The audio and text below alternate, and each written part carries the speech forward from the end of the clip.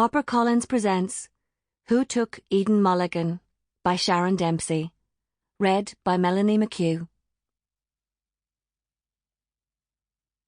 If you genuflect to the same old gods, you can get away with murder. Prologue. Keep going. Don't stop. Run. Walk if you must, but whatever you do, don't look back. Her feet pummel the rough, uneven ground. The police station isn't far. She remembers passing it days before when they were in the car. Moving day. They had been delighted with themselves for getting the rental at such a cheap price. Had planned to make the rundown cottage into something more comfortable. After all, they weren't students anymore, and they'd have good jobs before long. Young professionals. That was how they described themselves to the landlord. She is trying to distract herself, to keep her mind from seeing the unthinkable. Her foot hits a rock and she lurches forward, falling to the right, bashing her knee.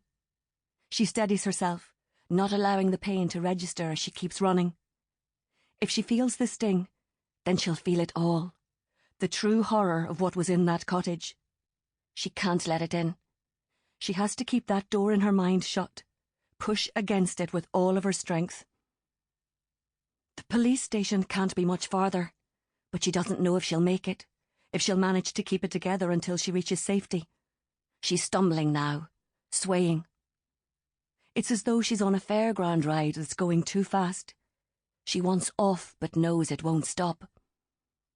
She's certain she's going to be sick. Bile burns the back of her throat and she tries to spit it out while she's still moving, but it goes no further than her chin. She wipes at it with her hand and smells that coppery blood smell again, and her stomach heaves. So much blood. No, she can't think about it. She can't let it in. She's nearly there. Her breathing is ragged. Her heart is pumping so fast she fears it will explode. She sees the road, sees the sign with the PSNI logo and the words, "Keeping people safe," beneath it. The glass doors open automatically, and once there, standing in the reception area with an open-mouthed policeman looking at her, she no longer knows how to say it, how to put it into words and make sense of what has happened. Instead, she has what must be an out-of-body experience, for she sees herself from above, a girl with dark, straggly hair, covered in drying and caked blood. Clots of the stuff sticking to skin that had been bathed and covered in rose and peony-scented body cream only yesterday. The police officer is speaking. He's calling for help. They rush at her, asking where she is injured, who has done this to her. Questions followed by more questions. Hands tugging at her, patting her down, looking for wounds. She hears herself speak, giving her name, the address of the cottage. And then she says it.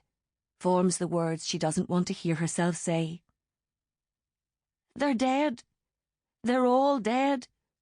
It's my fault. I killed them." And then she falls. Chapter 1. This one was different from the start. Bloodied and panicked, the girl had run into the local police station, stated her name, Iona Gardener, the address of the crime scene, Lower Dunlower Cottage, Larchfield, before conveniently collapsing. Chief Inspector Danny Stowe had been in the game long enough to be surprised by nothing. He'd heard it all. The dog walker stumbling across a shallow grave. A witness, breathless and hysterical, calling the incident in on their mobile. A neighbour alerted to the screams and the cries of a mother trying to protect her children from an abusive husband.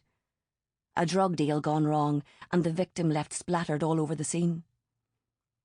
Cases come in all shapes and sizes. But cases with ready confessions? Well, they don't turn up every day. Assistant Chief Constable McCausland had come up trumps and chosen Danny as the lead detective on this one, in spite of his sullied record. The Lennon case, a trafficked 17-year-old girl beaten to death by her handler, had nearly ruined him. Danny had messed up big time by losing his cool and smacking the perpetrator's head off a gable wall. Sample complete. Ready to continue?